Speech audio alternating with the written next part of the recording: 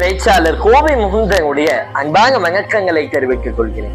இன்னைக்கு நம்ம பரப்ப ஓடிட்டு இருக்கிற இந்த சூழ்நிலையில நம்ம சுற்றி இருக்கக்கூடிய சமுதாயத்தை நம்ம பார்த்தோம்னு சொன்னா எல்லாருமே நம்மள மாதிரி சந்தோஷமா இருக்காங்களா, எல்லாரும் நம்மள மாதிரியே இயல்பா இருக்காங்களா அப்படின்னு கேட்டா அது ஒரு பெரிய கேள்விதாங்க.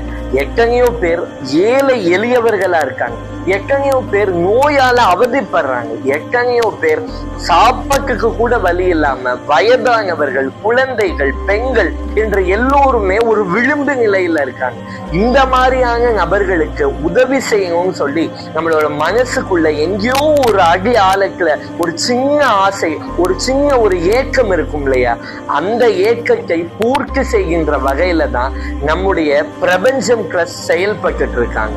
வள்ளுவர் கூட ஒரு குரல்ல, ஈகை என்ற குரல்ல, இன்னாது இறக்கப்படுதல் இறந்தவர் இன்முகம் காணும் அளவு, அவங்க சந்தோஷப்படுற அளவுக்கு நம்மளால முடிஞ்ச ஏதாவது அவங்க செய்யணும் அப்படின்னு சொல்லி வள்ளுவர் சொல்கிறார். அப்படிப்பட்ட குரலுக்கே எடுத்துக்காட்டாக விளங்கக்கூடிய பிரபஞ்சம் ட்ரஸ்டோட மிக அருமையான செயல்பாடுகள் நம்முடைய கவனத்துக்கு கொண்டு வரப்படுகிறது நண்பர்களே.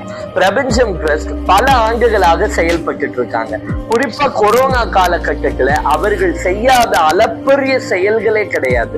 எத்தனையோ விதமான உதவிகளை, மருத்துவ உதவிகள், பொருள் உதவிகள், சாப்பாடு உதவிகள் என்று பல பேருக்கு வழங்கி கொண்டிருக்கிறார்கள். இப்பொழுது அவங்க குழந்தைகள் காப்பகமோ முதியவர்கள் காப்பகமோ கொண்டு வரலாம் என்று நம்மளிடம் ஆதரவை தேடுகிறார்கள். அப்படிப்பட்ட ஒரு மகப்பெரும் ஒரு தொண்டை ஆற்றக்கூடிய நம்முடைய பிரபஞ்சம் ட்ரஸ்டுக்கு நம்முடைய சிறு தொண்டான பொருள் உதவியோ, இட உதவியோ, பண உதவியோ, ஏதோ ஒரு ரீதியாக உதவி செய்தோம் என்று சொன்னால் அப்படிப்பட்ட ட்ரஸ்டை நம்ம வளர்த்து விடுறதுக்கு ஒரு சின்ன பங்கா நம்முடைய சேவையும் இருக்கும் என்று சொல்லி அவர்களை ஆதரிப்போம் என்று விடைபெறுகிறேன். பேச்சாளர் கோவை